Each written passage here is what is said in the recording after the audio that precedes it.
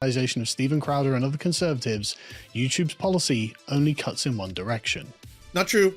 Not true. Far leftist here, radical socialist, you know, filthy commie, call me whatever you want. I have been demonetized, I have been taken down, I have had channels deleted, I have had videos permanently taken down. So no, it doesn't cut one way. It cuts in both directions. It seems that highly controversial or political content, regardless if you come at it from a right-wing or left-wing perspective, will in some way or form get demonetized. I used to get videos demonetized when I was just talking about LGBTQ plus issues. I was just bringing them up, or I was just interviewing someone who happened to be trans or non-binary. That was enough for YouTube to be like, oh, yeah, we can't touch. Did Lance say the word lesbian? Oh yeah, that's one of the naughty words. Yes, we don't say lesbian around these parts. Well, you can say it, but you can't earn any money. Yeah, you can't make a living off it. Yeah, but just because you said lesbian, I mean, come on. Choose your words carefully.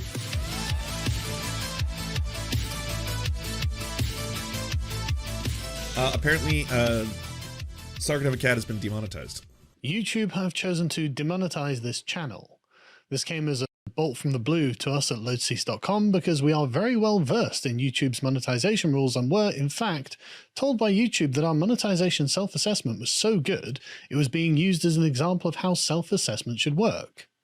We are in good standing, we have no strikes, and we work hard to maintain ourselves within the terms of service. We take them very seriously. When YouTube announced that they would be demonetizing videos for swearing, for example, it didn't faze us, as we don't swear on this channel. The reason given for our demonetization was, quote, a channel associated with your account was flagged for serious violations of our YouTube monetization policies. It seems they are not penalizing us for our content or practices. They have decided that a non-Lotus Eaters YouTube account has been flagged. Then that means that this YouTube account is also guilty. We appealed the decision. So, this one's tricky. Sargons YEARS has a lot of different channels, a lot of different projects, and his Lotus Eaters was kind of a rebranding effort prior to the Elon Musking of the internet. Around that time, because there has been a definitive shift. Elon Musk now runs Twitter. You can do or say whatever you want, unless you're Alex Jones. The only exception he really makes. But otherwise, the Nazis were allowed back on, the white supremacists, the neo-Nazis, the scum of the earth. They're all free to do what they want. And so was Sargon. He was reinstated. His account came back, so he didn't have to keep using the Lotus Eaters Twitter account, right? I don't think that's the only reason he started the show. The show is obviously a project of his, and he wanted to move towards making things a little bit more, let's just say, professional. Still incredibly bigoted. This channel has been, and because we've reviewed a handful of their videos, pushing hardcore transphobia for a while. Very anti-LGBTQ stuff. Definitely not within the TOS. But the thing is, they don't really follow the TOS to the letter. The reality is these massive corporations, these tech giants, they do whatever the fuck they want. I have had videos removed for COVID misinformation. I've had channels taken down. I've lost my Instagram. My Instagram is permanently gone, which sucks. I had a lot of really great activist pictures and stuff in there, and that was the only place I'd stored them. But just gone, just deleted. I was not violating the TOS. I was not violating their terms of service, but that's what these corporations do. So the greater picture being that, you know, babies first capitalism. A lot of them are learning the shitty things about having complete dictatorships in the form of their ability to speak. They don't care about the complete dictatorships in every other aspect of life because everything just seems to work smoothly. Like, to me, it's very fucked up that 11 companies produce the majority of our food, and a lot of it is obviously hyper-refined, processed, packaged, filled with salt, sugars, fats, to keep us addicted. That, to me, is really, really bad. It seems like every field, when you start to think about it, like airlines, banks, beer companies, one by one. It's just like one corporation or two globally will eat and consume and have the majority of these little companies under their umbrella. And it all feels like you have the illusion of choice when you walk into the supermarket and you see all the like the various food stuffs, and you're like, oh my god, there's so many different kinds of cookies. Look at this, multicolored Oreos inside of tacos, inside of cheese. This is wild. The possibilities are endless. I love neoliberalism. I love capitalism. Look at the bounty before us. And you don't think about the fact that, again, it's about 11 companies that produce all the items you see around you. You can just spin in circles around the supermarket, and the vast majority of them are going to be made by a very small amount of food manufacturers. Same thing is with the internet, and the same thing with tech. There are competition. that start up healthily, thanks to Section 230. You will see an Instagram pop up, but then, you know, Zuckerberg will look over and be like, oh, that one's doing pretty good. I'm going to buy that. You're mine now. And so then it just becomes part of Meta. Same thing with Facebook. Same thing with WhatsApp, where it's like, oh, WhatsApp is a pretty interesting communication device that's being used between people. I mean, I'm going to buy that too, because I can. It makes more sense for me to acquire it than it does for me to directly compete with it and see where it goes. And so this has happened with YouTube's. YouTube dominates the market. There are other alternatives. They are popping up all the time. A lot of them usually die out. Daily Motion. The big success story for the right is Rumble. There is a right-wing YouTube now. Rumble is an effective competitor for them, and they seem to be pouring an awful lot of money into acquiring a whole bunch of very expensive properties on a very regular basis, but it does exist. But that's pretty close to, like, Vimeo is not a viable alternative. Vimeo is mostly for, you know, esoteric artists who want to post videos about their craft and stuff like that. It really is YouTube. YouTube dominates and saturates the online video market. And the majority of people who go and look for online videos are going to be looking through the YouTube. So obviously, even though he knows all this, he's still got to make this. But of course, YouTube simply replied by saying, "You're welcome to make any changes to your content before reapplying for the YouTube Partner Program." Which is not terribly helpful, given how the issue wasn't with our content, but with our associations. I have no idea what changes we're supposed to make, and YouTube doesn't provide any. And don't get me wrong, I think in theory this is bad. I'm not going to shed any tears, obviously, if a anti-LGBTQ plus bigot like Sargon YEARS, who has twice called me the F slur, a bisexual man, yeah, I don't give two fucks. That's fucking hilarious to me, and I will laugh and crab dance probably. I feel a crab dance coming. That doesn't mean that I fundamentally agree with YouTube's ability or power to do this, and I hate how every single time I have to say that. I can't just be like, hey, that's pretty funny, and then someone's like, oh, what? Serfs hates free speech?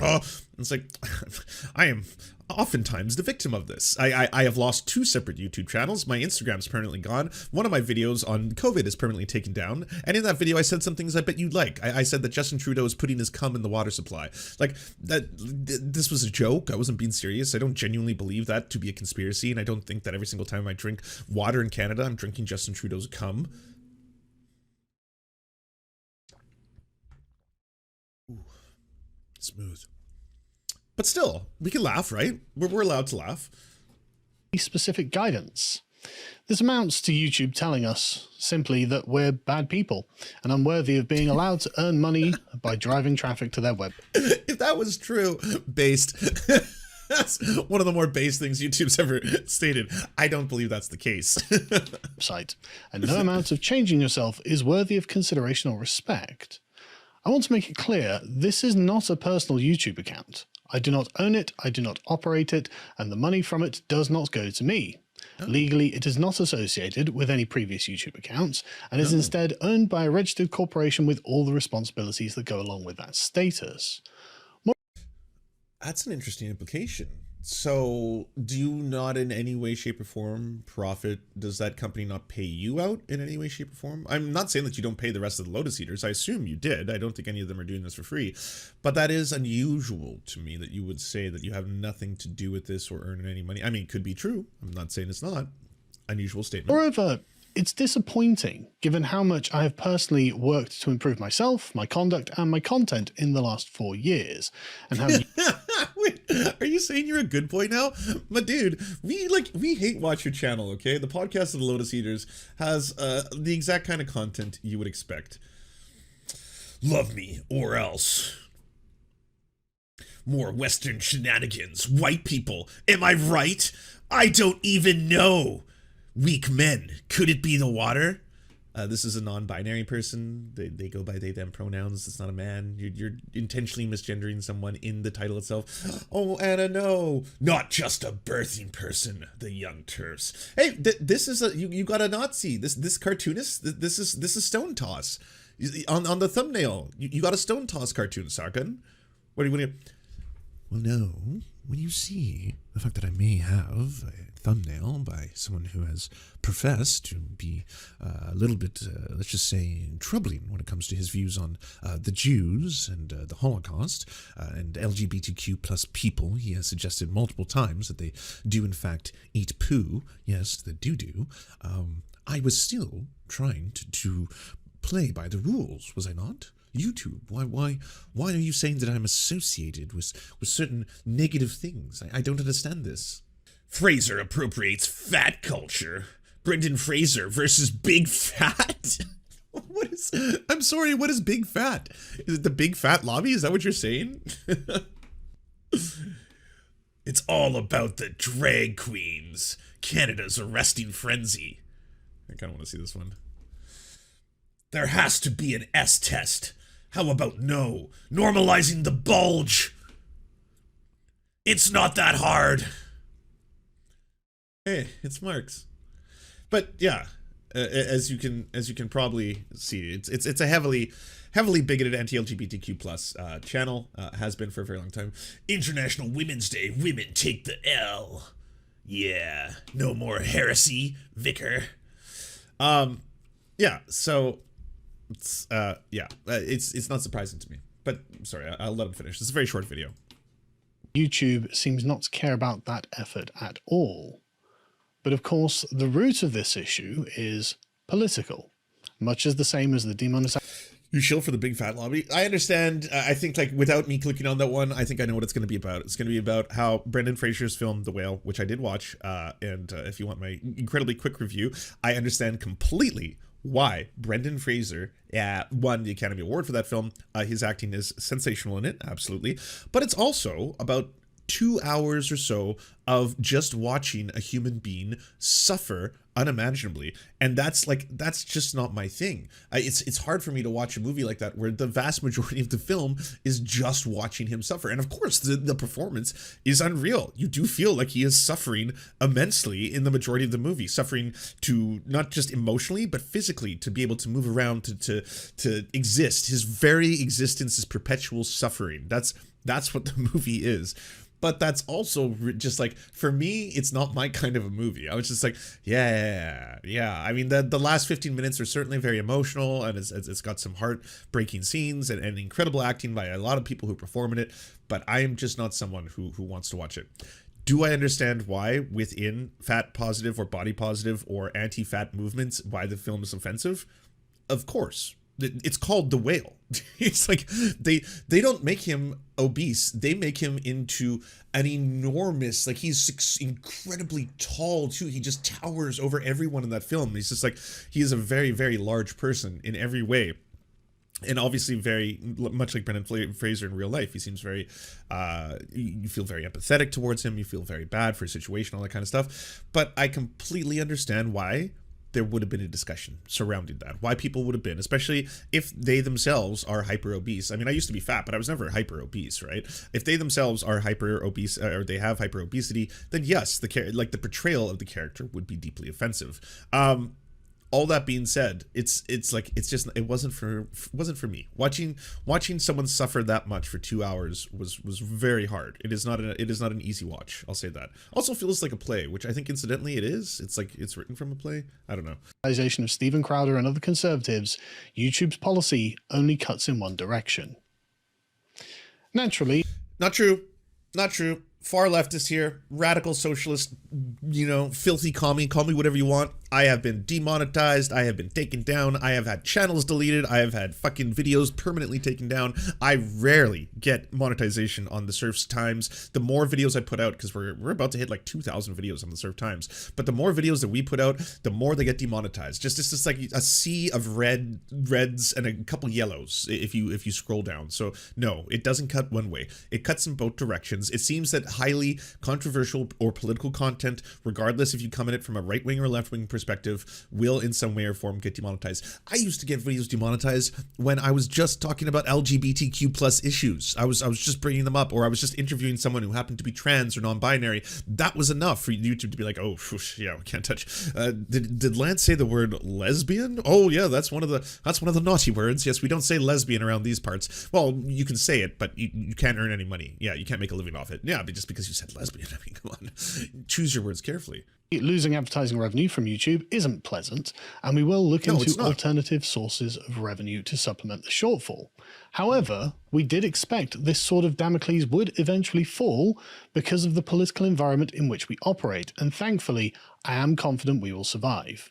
I can't tell you how much The team and I appreciate your support, and if you would like to begin supporting us, you can sign up at lotuseats.com and get access to our ever-growing library of premium content for only £5 a month, or check out the merch store, which will be linked in the description. £5 a month? What? Okay. Pounds to Canadian. I know the pound is in the shitter right now. £5, $8.39 Canadian. It's what? Almost $9. So you could have Netflix or you could have Lotus Eaters. The whole team works incredibly hard to put their expertise into our content so you can learn about a range of subjects. Can you react to a video about talking about Has being dumb? It has 90,000 views. Has is banned on Twitch. Yeah, I'd have to switch all the way over. Oh, I've already reacted to this. Or is it just like it's a series of things? Who's Blowblacks? Oh, this is a huge channel. Someone big made a Has video. Oh, this sounds pretty good. You'd have to put on the beanie of shame. Well, if it's, I think it's different. Like, I've been roasted for playing Vosh when Vosh was banned. I was playing his debate with Sargon of Akkad, incidentally. But the argument was that I was playing another streamer who was banned on the platform, and that was his stream. But if I was to watch a documentary on Vosh, you know, if I watch one of the 5,000 that are on the internet, you know, it doesn't matter if it's positive or negative. It was like, oh, Vosh is actually a PDF file or something like that. When I start watching that documentary, I think that one's okay, right? I think that's the difference between the two. I'd have to put the beanie on, but you don't understand. This one has multiple different things going on here. He's not only appearing in the two holes debate, which is one of the, I have watched this whole debate. It's I think she is probably the best debater on Twitch. I would say no one has been able to debate like that and be that ruthless and savage to someone, finding out all his buttons so early on and then effectively crushing him, leaving him with nothing at the very end of it, but like trying to divert to his like machismo, which worked even worse because at that point it's kind of like, just take the L. You know, take the L. You didn't know that women have urethras. You didn't know that. You didn't know where they were located. You thought they peed out of their vaginas. You thought they peed out of the vagina canal. I don't know what you thought was happening there. I don't know if you thought that like behind that was located like some kind of like urethra release, and then it just flows down the canal and then comes out and just, yeah. So it's okay though. You didn't know, and it could be that just the public, you know, school system has failed you. I also don't know where he grew up. I don't know if that was if that played into it or if they didn't permit there to be proper sex education. It seemed like that did ignite a firestorm on the internet though. A lot of people were learning a wondrous amount of things. And you did then kind of double down and then kind of talk about how they pee out of their butts. And then you went into two whole theorists, and then you did this whole kind of like, well, what's the Hegelian method to approach this? How can we really? And then at that point, it's like, well, this is just beyond parody. It's too great. And be entertained at the same time. The grand purpose of our project is to articulate. Stop arguing about AnaChat. The subject lets us Yeah, wow. Y'all are stuck in something that I think I was talking about 2 segments ago. 18 months. I mean, to be fair, it could be 1 segment ago. So maybe there's that. All right, I'll save this video for later. I didn't even know about it. I just realized what's going on screen. I do have a neck. That's the worst one I think I've ever caught of. Sorry, what's going on here? The big fat lobby is coming after me. They don't like that I like this film. Articulate the positive conservative case for our traditional civilizations. We are working hard to outline this worldview and justify it, and so far, I think we're doing a pretty good job. Thanks for everything, folks. We will keep working hard, more to come, and stay tuned as we've got something big in the pipeline. LotusEaters.com. Well, I suppose better time than ever to...